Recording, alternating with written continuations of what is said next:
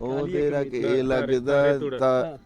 ਤਾਰੇ ਧੂੜਾਂ ਪਈਆਂ ਕੰਡਿਆਂ ਪਿਆ ਬਰਸਾਰ ਤਾਰੇ ਧੂੜਾਂ ਪਈਆਂ ਕੰਡਿਆਂ ਪਿਆ ਬਰਸਾਰ ਤਾਰੇ ਧੂੜਾਂ ਪਈਆਂ ਕੰਡਿਆਂ ਪਿਆ ਬਰਸਾ ਦੇ ਬੇਟੀ ਜਿਹੜੀ ਨੇ ਹਨਾ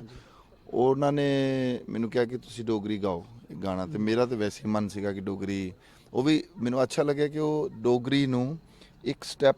ਉੱਪਰ ਲੈ ਕੇ ਜਾਣਾ ਚਾਹ ਰਹੇ ਹੈ ਕਿ ਉਹ ਚਾਹ ਰਹੇ ਸੀਗੇ ਕਿ ਉਹਨੂੰ ਅੱਛਾ 뮤직 ਦਿੱਤਾ ਜਾਏ ਮਾਡਰਨ 뮤직 ਦਿੱਤਾ ਜਾਏ ਮਾਡਰਨ ਵਾਇਸ ਦਿੱਤੀ ਜਾਏ ਉਹਨੂੰ ਪਿਕਚਰਾਈਜ਼ ਕੀਤਾ ਜਾਏ ਤੇ ਫਿਰ ਇਹ ਪ੍ਰੋਜੈਕਟ ਦਾ ਜਿਹੜਾ ਮੁੱਢ ਬਣਨਾ ਸ਼ੁਰੂ ਹੋਇਆ ਤੇ ਸ਼ੁਰੂਆਤ ਹੋਈ ਦੈਨ ਫਿਰ ਮੈਂ ਕਲਾਸੀਕਲ ਦਾ ਉਹ ਬਹੁਤ ਸਾਰਾ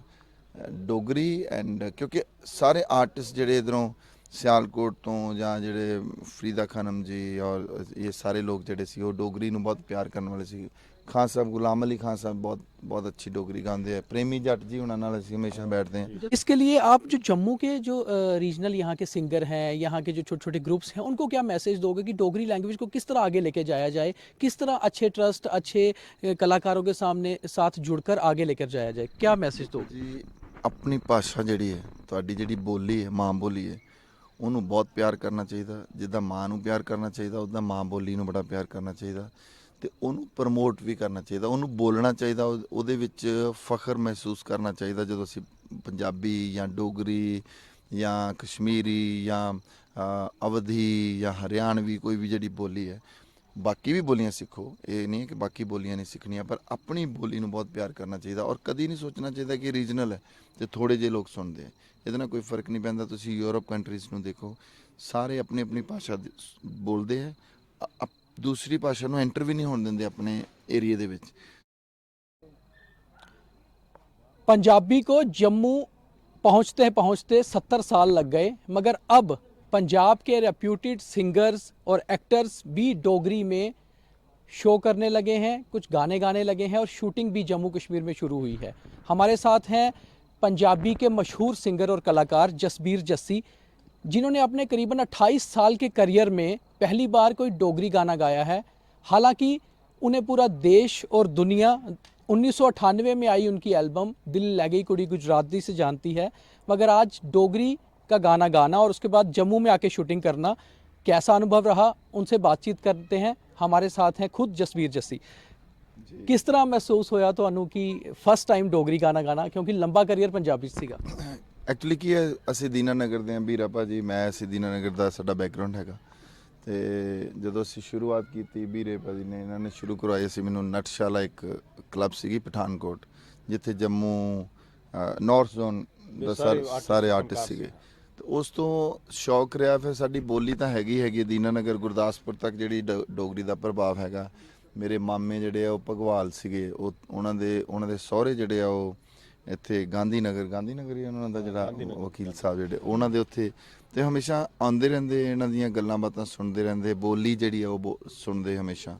ਤੇ ਉਸ ਤੋਂ ਸ਼ੌਕ ਸੀਗਾ ਪਰ ਗਾਣਾ ਪੰਜਾਬੀ ਗਾਇਆ ਉੱਥੇ ਫੇਮਸ ਹੋ ਗਏ ਦੈਨ ਮੈਂ ਵੀਰੇ ਭਾਜੀ ਨਾਲ ਹਮੇਸ਼ਾ ਡਿਸਕਸ ਕਰਦਾ ਸੀ ਸੂਰਜ ਸਿੰਘ ਜੀ ਉਹਨਾਂ ਨਾਲ ਵੀ ਗੱਲ ਹੁੰਦੀ ਸੀਗੀ ਪਦਮਾ ਜੀ ਨਾਲ ਵੀ ਹਮੇਸ਼ਾ ਗੱਲ ਹੁੰਦੀ ਸੀਗੀ ਦੈਨ ਪੂਨਮ ਜੀ ਮਿਲੇ ਹੋਣੇ ਆਪਣੇ ਕੁੰਵਰ ਜੀ ਉਹਨਾਂ ਦੇ ਬੇਟੀ ਜਿਹੜੀ ਨੇ ਹਨਾ ਉਹਨਾਂ ਨੇ ਮੈਨੂੰ ਕਿਹਾ ਕਿ ਤੁਸੀਂ ਡੋਗਰੀ ਗਾਓ ਗਾਣਾ ਤੇ ਮੇਰਾ ਤਾਂ ਵੈਸੇ ਹੀ ਮਨ ਸੀਗਾ ਕਿ ਡੋਗਰੀ ਉਹ ਵੀ ਮੈਨੂੰ ਅੱਛਾ ਲੱਗਿਆ ਕਿ ਉਹ ਡੋਗਰੀ ਨੂੰ ਇੱਕ ਸਟੈਪ ਉੱਪਰ ਲੈ ਕੇ ਜਾਣਾ ਚਾਹ ਰਹੇ ਹੈ ਕਿ ਉਹ ਚਾਹ ਰਹੇ ਸੀਗੇ ਕਿ ਉਹਨੂੰ ਅੱਛਾ 뮤직 ਦਿੱਤਾ ਜਾਏ ਮਾਡਰਨ 뮤직 ਦਿੱਤਾ ਜਾਏ ਮਾਡਰਨ ਵਾਇਸ ਦਿੱਤੀ ਜਾਏ ਉਹਨੂੰ ਪਿਕਚਰਾਈਜ਼ ਕੀਤਾ ਜਾਏ ਤੇ ਫਿਰ ਇਹ ਪ੍ਰੋਜੈਕਟ ਦਾ ਜਿਹੜਾ ਮੁੱਢ ਬਣਨਾ ਸ਼ੁਰੂ ਹੋਇਆ ਤੇ ਸ਼ੁਰੂਆਤ ਹੋਈ ਦੈਨ ਫਿਰ ਮੈਂ ਵੀਰੇ ਭਾਜੀ ਨਾਲ ਗੱਲ ਕੀਤੀ ਕਿਉਂਕਿ ਉਹਦਾ ਐਕਸੈਂਟ ਦੀ ਵੀ ਬੜੀ ਪ੍ਰੋਬਲਮ ਹੁੰਦੀ ਹੈ ਕਿ ਉਚੜੀ ਉਡਾਨ ਭਰੀ ਲੈ ਹੈ ਨਾ ਅਸੀਂ ਕਦੀ ਭਰੀ ਲੈ ਬੋਲ ਦਿੰਦੇ ਹਾਂ ਕਿਉਂਕਿ ਸਾਨੂੰ ਲੱਗਦਾ ਕਿ ਯਾਰ ਇਹ ਹਿੰਦੀ ਨਾਲ ਮਿਲਦੀ ਜੁਲਦੀ ਉਹ ਹੈ ਤੇ ਵੀਰੇ ਭਾਜੀ ਨਾਲ ਗੱਲ ਹੋਈ ਦੈਨ ਸੂਰਜ ਸਿੰਘ ਜੀ ਉਹਨਾਂ ਨਾਲ ਗੱਲ ਹੋਈ ਉਹਨਾਂ ਨੇ ਮੈਨੂੰ ਕਿਹਾ ਕਿ ਨਹੀਂ ਭਰੀ ਲੈ ਉਚੜੀ ਉਡਾਨ ਭਰੀ ਲੈ ਖੀਸੇ 'ਚ ਸ਼ਮਾਨ ਭਰੀ ਲੈ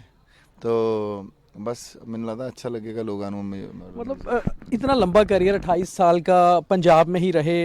फॉरेन में इतने सारे शोज़ किए कभी इससे पहले कभी डोगरी का कोई ऑफ़र आया या कभी ऑफ़र ही नहीं आया था या आपने सोचा भी नहीं था नहीं डोगरी एक्चुअली की डोगरी पैन इंडिया ते ਉਹਦੀ ਮਾਰਕੀਟ ਨਹੀਂ ਹੈਗੀ ਪਰ ਹੁਣ ਮੈਨੂੰ ਲੱਗਦਾ ਕਿ ਲੋਕੀ ਜਿਹੜੇ ਆ ਉਹਨੂੰ ਹਰ ਲੈਂਗੁਏਜ ਨੂੰ ਐਕਸਪੋਜ਼ ਕਰ ਰਹੇ ਆ, ਹਰ ਲੈਂਗੁਏਜ ਨੂੰ ਕੱਢ ਕੇ ਬਾਹਰ ਲੈ ਕੇ ਆ ਰਹੇ ਆ। ਪੰਜਾਬੀ ਵੀ ਜਿੱਦਾਂ ਹੁਣ ਤੁਸੀਂ ਦੇਖੋ 90-80% ਤੱਕ ਜਿਹੜੀ ਇਹ ਲੋਕੀ ਸੁਣਨ ਲੱਗ ਗਏ ਨੇ, ਤੇ ਪੰਜਾਬੀ ਦਾ ਹੀ ਪਾਰਟ ਜਿਹੜਾ ਉਹ ਡੋਗਰੀ ਹੈ। ਇੱਕ ਵਾਰੀ ਵੀਰਾ ਭਾਜੀ ਤੇ ਮੈਂ ਇੱਕ ਦਿਨ ਅਸੀਂ ਗਾ ਰਹੇ ਸੀ ਉਹ ਜੇਟਲੀ ਸਾਹਿਬ ਉਹਨਾਂ ਦੇ ਘਰ, ਉਦੋਂ ਇਹਨਾਂ ਨੇ ਉਹ ਗਾਣਾ ਗਾਇਆ, ਉਹ ਤੇਰਾ ਕੀ ਲੱਗਦਾ, ਉਹ ਤੇਰਾ ਕੀ ਲੱਗਦਾ, ਤਾਰੇ ਧੂੜਾਂ ਪਈਆਂ ਅੰਗਿਆ ਪਿਆ ਬਰਸਾਲ, ਤਾਰੇ ਧੂੜਾਂ ਪਈਆਂ ਕੰਡਿਆ ਪਿਆ ਬਰਸਾਲ, ਤਾਰੇ ਧੂੜਾਂ ਪਈਆਂ ਕੰਡਿਆ ਪਿਆ ਬਰਸਾਲਾ, ਤਾਰੇ ਤਾਂ ਧੂੜਾਂ। ਵੀਰਾ ਭਾਜੀ ਨੇ ਮੈਂ ਗਾ ਰਿਹਾ ਸੀ, ਮੈਂ ਇੱਕ ਤਾਰਾ ਵੱਜਦਾ ਵੇ ਰਾਂਝਣਾ ਨੂਰ ਮਹਿਲ ਦੀ ਮੋਰ, ਉਹਦੇ ਵਿੱਚ ਵੀਰਾ ਭਾਜੀ ਲੈ ਕੇ ਆਏ ਉਹਨੂੰ। ਦੈਨ ਮਾਈ ਨੀ ਮੇਰੀ ਜੰਮੂ ਦੀ ਰਾਹੇ, ਚੰਬਾ ਕਿਤਨੀ ਕੁ ਦੂਰ, ਪਹਾੜੀ ਜਿੰਨੀ ਵੀ ਤੁਸੀਂ ਬੜੇ ਗੁਲਾਮ ਅਲੀ ਖਾਨ ਸਾਹਿਬ ਦੀ ਅਗਰ ਸੁਣੋ, ਜਿਹੜੀ ਪਟਿਆਲਾ ਘਰਾਣਾ ਨਾਲ ਰਿਲੇਟਡ ਹੈ,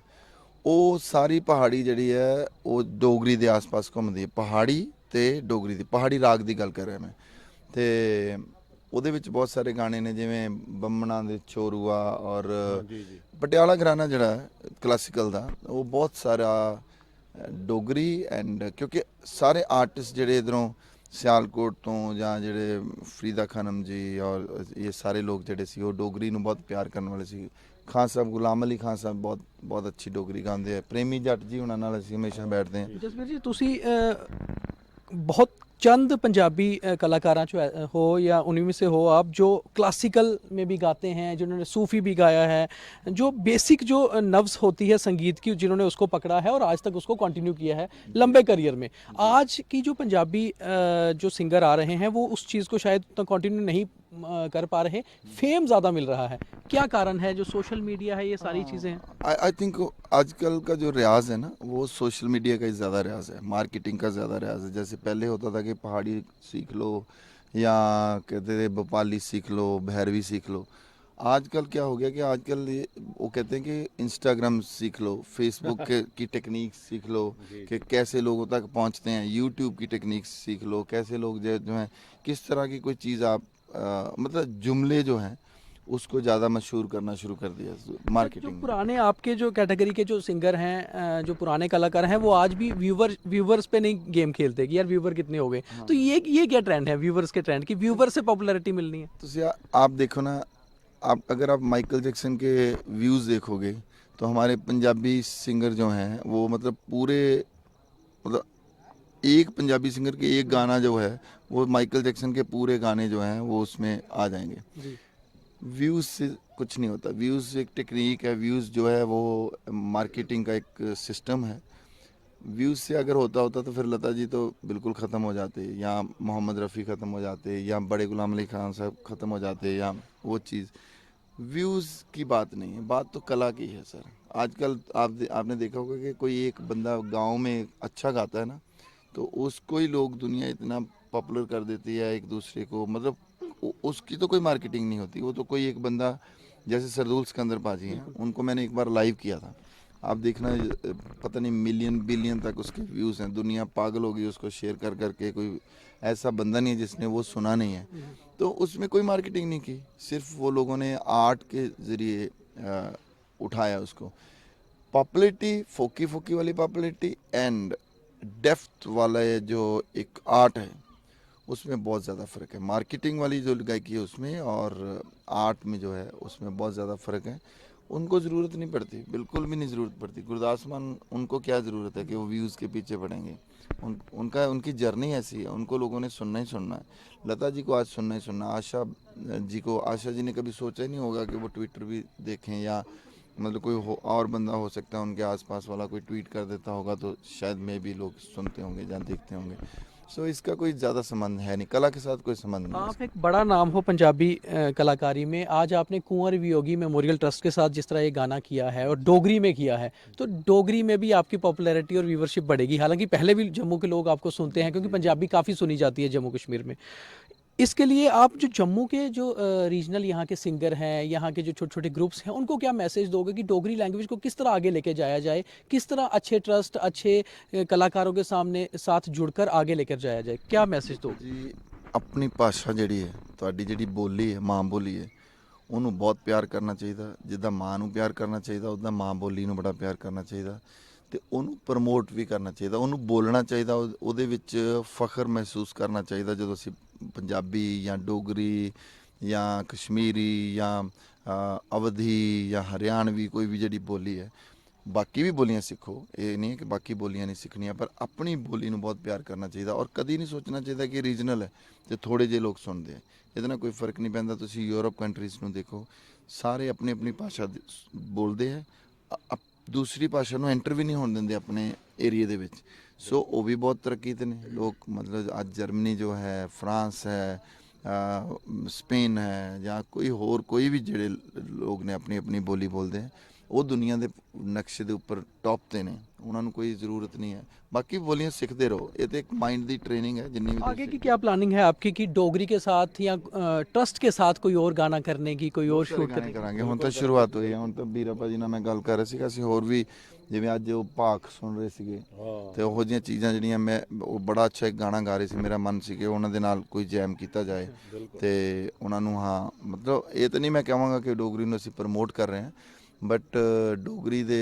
ਜ਼ਰੀਏ ਜਾਂ ਉਹਦਾ ਫਾਇਦਾ ਲੈ ਕੇ, ਉਹਦਾ ਸਹਾਰਾ ਲੈ ਕੇ ਅਸੀਂ ਹੋਰ ਰੀਜਨ ਦੇ ਵਿੱਚ ਵੀ ਜਾ ਸਕਾਂਗੇ ਤੇ ਲੋਕਾਂ ਨੂੰ ਹੋਰ ਲੱਗੇਗਾ ਕਿ ਸਾਡੇ ਆਪਣੇ ਆਰਟਿਸਟ ਆ, ਅਸੀਂ ਉਹਨਾਂ ਦੇ ਵਿੱਚ ਬੈਠਣ ਵਾਲੇ ਆਰਟਿਸਟ ਆ, ਅਸੀਂ ਮਿੱਟੀ ਵਾਲੇ ਆਰਟਿਸਟ ਆ, ਉਹਨਾਂ ਦੇ ਵਿੱਚ ਹੀ ਹਮੇਸ਼ਾ ਬੈਠਦੇ ਉੱਠਦੇ ਆ। ਸੋ ਡੋਗਰੀ ਪੰਜਾਬੀ ਇੱਕ ਚੀਜ਼ ਹੀ ਹੈ। ਹਾਂ, ਡੋਗਰੀ ਪੰਜਾਬੀ ਇੱਕ ਚੀਜ਼ ਹੈ। ਬਾਕੀ ਤੁਹਾਨੂੰ ਲੱਗਦਾ ਕਿ ਜਿਸ ਤਰ੍ਹਾਂ ਬਾਲੀਵੁੱਡ ਦੇ ਬਾਅਦ ਸਾਡਾ ਜਿਹੜਾ ਟਾਲੀਵੁੱਡ ਜਿਹਨੂੰ ਪੰਜਾਬ ਦੀ ਇੰਡਸट्री किया जाता है, उस तो बाद क्या उसके साथ ही डोगरी का भी मिश्रण होकर और कुछ डोगरी फिल्में पंजाब के लोग बनाएं या यहाँ से कलाकार वहाँ जाएं, वहाँ से आएं, ऐसा कुछ भी हो सकता है? ਬਿਲਕੁਲ ਹੋਣਾ ਚਾਹੀਦਾ। ਦੇਖੋ ਮੈਂ ਤੁਹਾਨੂੰ ਇੱਕ ਚੀਜ਼ ਦੱਸਦਾ ਕਿ ਮੈਂ ਗੁਰਦਾਸਪੁਰ ਦਾ ਰਹਿਣ ਵਾਲਾ ਹਾਂ, ਉਹਨੂੰ ਮਾਝਾ ਬੋਲਿਆ ਜਾਂਦਾ। ਲਾਹੌਰ, ਅੰਮ੍ਰਿਤਸਰ, ਗੁਰਦਾਸਪੁਰ ਇਹ ਮਾਝਾ ਹੈ, ਤਰਨਤਾਰਨ। ਮਾਝੇ ਦੀ ਬੋਲੀ ਪਹਿਲਾਂ ਪਪੂਲਰ ਨਹੀਂ ਹੁੰਦੀ ਸੀ, ਪਰ ਹੁਣ ਬਹੁਤ ਸਾਰੇ ਆਰਟਿਸਟ ਜਿਹੜੇ ਮਾਝੇ ਦੇ ਪਪੂਲਰ ਹੋਏ ਹਨ। ਚਲੋ ਮੇਰੀ ਬੋਲੀ ਤਾਂ ਫਿਰ ਵੀ ਥੋੜੀ ਜੀ ਡੋਗਰੀ ਸਟਾਈਲ ਦੀ ਵੀ ਆ, ਡਿਕਸ਼ਨ ਜਿਹੜਾ ਥੋੜਾ ਜਿਹਾ ਸਾਡਾ, ਕਿਉਂਕਿ ਅਸੀਂ ਦੀਨਾਨਗਰ ਦੇ ਜੰਮੇ ਪਲੇ ਆ, ਉੱਥੇ ਰਹੇ ਆ। ਪਰ ਜਿਹੜੀ ਹੁਣ ਮਾਝੇ ਦੀ ਪਪੂਲੈਰਿਟੀ ਹੋਈ ਹੈ, ਇਦਾਂ ਹੀ ਮੈਨੂੰ ਲੱਗਦਾ ਡੋਗਰੀ ਦਾ ਵੀ ਹੁਣ, ਔਰ ਲੋਕੀ ਟਰਾਈ ਕਰ ਰਹੇ ਨਵੀਂ ਚੀਜ਼ਾਂ ਨੂੰ। ਲੋਕਾਂ ਨੂੰ ਅੱਛਾ ਲੱਗ ਰਿਹਾ ਵੀ ਐਕਸਪੋਜ਼ਰ ਮਿਲ ਰਿਹਾ ਕਿ ਕੀ ਹੈ ਐਡਵੈਂਚਰਸ ਲੱਗ ਰਿਹਾ ਤੇ ਲੋਕੀ ਦੇਖਿਓ ਇਸ ਗਾਣੇ ਨੂੰ ਵੀ ਪਸੰਦ ਕਰਨਗੇ। ਹੋਰ ਵੀ ਬਹੁਤ ਸਾਰੇ ਗਾਣੇ ਆਉਣ ਦੀ ਆਸ ਹੈ ਉਹਦੇ ਵਿੱਚ। सर एक दो मेरा सवाल बस इस तो हट के है लास्ट कि जिस तरह आजकल काफ़ी सारे कलाकार, पंजाबी कलाकार भी बाकी भी पहले जानते सी कि ਹੁਣ ਪੰਜਾਬੀ ਕਲਾਕਾਰ ਵੀ ਪੋਲਿਟਿਕਸ ਵੱਲ ਜਾਣ ਲੱਗ ਪਏ ਹੈ, ਇਲੈਕਸ਼ਨ ਲੜ ਰਹੇ ਹੈ, ਪੋਲਿਟਿਕਸ 'ਚ ਜਾ ਰਹੇ ਹੈ। ਤਾਂ ਹੁਣ ਜਿਸ ਤਰ੍ਹਾਂ ਫਾਰਮਰ ਐਜੀਟੇਸ਼ਨ ਦੇ ਵਿੱਚ ਕਾਫੀ ਸਾਰੇ ਕਲਾਕਾਰਾਂ ਨੇ ਹਿੱਸਾ ਵੀ ਲਿਆ, ਉਹਦੇ ਕਮੈਂਟ ਕੀਤੇ, ਬਹੁਤ ਸਾਰੇ ਟਵੀਟ ਵੀ ਚੱਲਦੇ ਰਹੇ। ਤੁਸੀਂ ਕਿੱਦਾਂ ਦੇਖਦੇ ਹੋ ਇਹ ਸਾਰੀਆਂ ਚੀਜ਼ਾਂ ਨੂੰ? ਦੇਖੋ, ਕਲਾਕਾਰ ਤੇ ਪਾਰਟ ਹੁੰਦਾ ਸੁਸਾਇਟੀ ਦਾ, ਸਮਾਜ ਦਾ। ਜੋ ਹੁੰਦਾ ਉਹਦੇ ਬਾਰੇ ਉਹਨੂੰ ਬੋਲਣਾ ਵੀ ਚਾਹੀਦਾ, ਉਹਦੇ ਬਾਰੇ ਗਲਤ ਠੀਕ ਜੋ ਵੀ ਹੈ। ਮਤਲਬ ਮੈਂ ਕਹਿੰਦਾ ਕਿ ਜੇ ਕੁਝ ਕਲਾਕਾਰ ਕਿਸਾਨਾਂ ਵੱਲ ਨੇ, ਕਿਸਾਨਾਂ ਦੇ ਹੱਕ 'ਚ ਬੋਲਦੇ ਆ, ਅਗਰ ਕੋਈ ਬੰਦਾ ਦੂਸਰੇ ਹੱਕ ਵਿੱਚ ਬੋਲਣਾ ਚਾਹੁੰਦਾ ਤੇ ਉਹਨੂੰ ਵੀ ਬੋਲਣ ਦਾ ਹੱਕ ਹੈ। ਸਾਡਾ ਜਿਹੜੀ ਡੈਮੋਕ੍ਰੇਸੀ ਹੈ ਇਹਦੇ 'ਚ ਬੋਲਣ ਦਾ ਹੱਕ ਹੈ। ਕਲਾਕਾਰਾਂ ਨੂੰ ਤਾਂ ਜ਼ਰੂਰ ਬੋਲਣਾ ਚਾਹੀਦਾ, ਉਹ ਰਿਪਰੈਜ਼ੈਂਟ ਕਰਦੇ ਆ। ਔਰ ਆਈ ਥਿੰਕ ਕਿ ਜਿਹੜੇ ਜ਼ਿਆਦਾ ਬੋਲਣ ਦਾ ਉਹ ਸੀਗਾ ਕਾਰਨ ਸੀਗਾ ਕਿਉਂਕਿ ਸਾਡੇ ਕਲਾਕਾਰ ਜਿਹੜੇ ਆ ਬਹੁਤ ਸਾਰੇ ਫਾਰਮਰਸ ਹੈਗੇ ਆ, ਉਹਨਾਂ ਦੇ ਪਰਿਵਾਰਾਂ 'ਚੋਂ ਆਏ ਨੇ। ਸੋ ਆਈ ਥਿੰਕ ਕਿ ਉਹਨਾਂ ਨੇ ਕੁਝ ਲੋਕਾਂ ਨੇ ਔਰ ਬਹੁਤ ਅੱਛਾ ਵੀ ਬੋਲੇ, ਕਈ ਬੰਦਿਆਂ ਨੇ ਐਵੇਂ ਜਬਲੀਆਂ ਵੀ ਮਾਰੀਆਂ, ਪਰ ਕਈ ਬਹੁਤ ਅੱਛਾ ਆਥੈਂਟਿਕ ਬੋਲੇ। ਬਾਕੀ ਪੋਲਿਟਿਕਸ ਦੀ ਤੁਸੀਂ ਗੱਲ ਕੀਤੀ ਹੈ ਤਾਂ ਆਈ ਥਿੰਕ ਕਿ ਜਿੰਨੀ ਦੇਸ਼ 'ਚ ਪੋਲਿਟਿਕਸ ਚੱਲਦੀ ਹੈ ਉਸ ਤੋਂ ਜ਼ਿਆਦਾ ਪੋਲਿਟਿਕਸ ਸਾਡੇ ਕਲਾਕਾਰਾਂ 'ਚ ਵੀ ਚੱਲਦੀ ਹੈ। ਸੋ ਕਲਾਕਾਰਾਂ ਨੂੰ ਪੋਲਿਟਿਕਸ ਜਾਣ ਦੀ ਲੋੜ ਨਹੀਂ ਹੈ।